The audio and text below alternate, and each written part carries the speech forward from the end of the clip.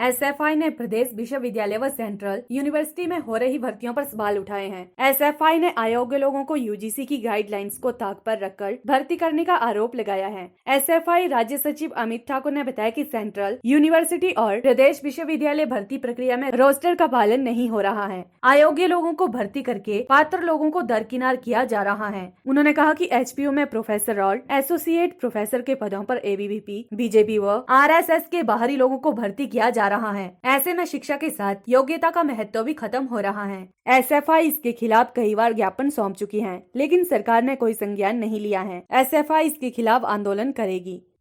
मैं अमित ठाकुर, एसएफआई हिमाचल प्रदेश राज्य सचिव, और आज जो प्रेस वार्ता हमने यहाँ पर आयोजित की है, इसका मुख्य मकसद है जो हिमाचल प्रदेश के विश्वविद्यालय, चाहे वो केंद्रीय विश्वविद्यालय धर्मशाला है या फिर हिमाचल प्रदेश विश्वविद्यालय है या टेक्निकल यूनिवर्सिटी, यहाँ पर जो भर्तियां हो रही है, उन भर्तियों के अंदर जिस तरीके की धांधलियां सामने आई है, वो आज जो है हमने इस प्रेस वार्ता के माध्यम से लोगों के सामने रखने की कोशिश की है।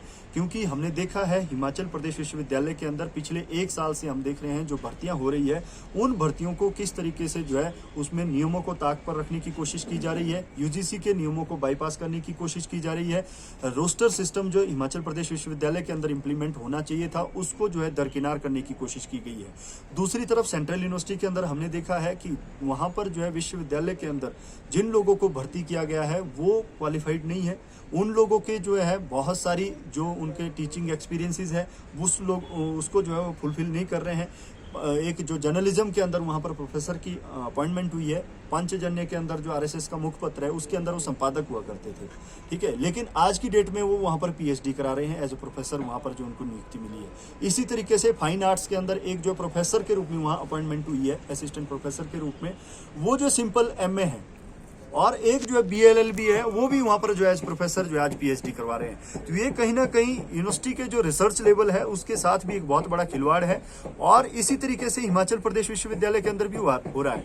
यहाँ पर जो है आरएसएस और बीजेपी से संबंधित या फिर एबीवीपी की जो पुरानी लीडरशिप है, वो चाहे किसी भी स्टेट की है, उन लोगों को जो है प्रायोरिटी देने के लिए, उन लोगों को जो है विश्वविद्यालय के अंदर भर्ती करने के लिए इन्होंने जो है कोई सिस्टम जो है यहाँ पर अप्लाई नहीं किया है कि एक सीट के लिए, एक पोस्ट के लिए कितने लोगों को जो है शॉर्टलिस्ट किया जाए।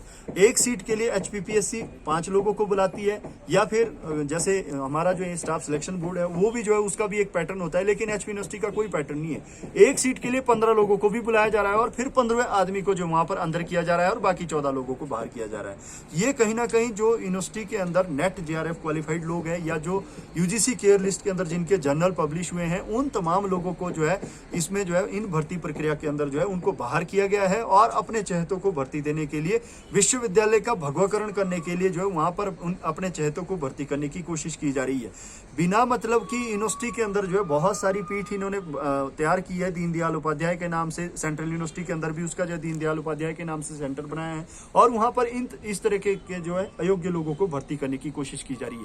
पीएचडी के अंदर भी जो है मेरिट के आधार पर कोई वहां पर जो है उस तरीके की परवाह नहीं की जाती है और अपने चहेतों को या बीजेपी के या एबीवीपी से समर्थित लोगों को जो वहां पर एडमिशन दी जाती है। तो ये कहीं ना कहीं जो है हमारे शिक्षा के गुणवत्ता के साथ एक बहुत बड़ा खिलवाड़ है। उच्च शिक्षण संस्थान जो है हम मानते हैं वो जो है रिसर्च का सेंटर होते हैं, नॉलेज का सेंटर होते हैं, लेकिन अगर इस तरीके से जो है इतनी पुअर क्वालिटी की रिसर्च के लिए वहां पर जो है इस तरीके के प्रोफेसर की अपॉइंटमेंट होती है, तो कहीं ना कहीं हमारा जो रिसर्च का लेवल है वो भी लगातार गिरता जाएगा और शिक्षा की गुणवत्ता के अंदर भी बहुत बड़ी जो है गिरावट आएगी। इसलिए हम आज जो है ये पीएलटीवी के लिए शिमला से पुष्पेंद्र की रिपोर्ट।